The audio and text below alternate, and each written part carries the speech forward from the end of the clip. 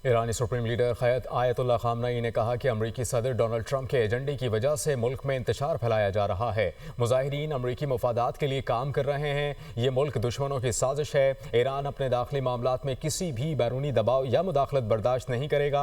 अमरीका Iran के अंदरूनी बहरान को हवा देने की कोशिश करेगा तो अंजाम नुकसानदेह होगा।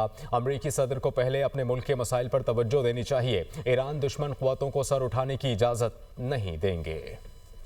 ईरानी सुप्रीम लीडर क़ायद आयतुल्लाह ख़ामनेई ने कहा कि अमरीकी सदर डोनाल्ड ट्रंप के एजेंडे की वजह से मुल्क में इंतशार फैलाया जा रहा है।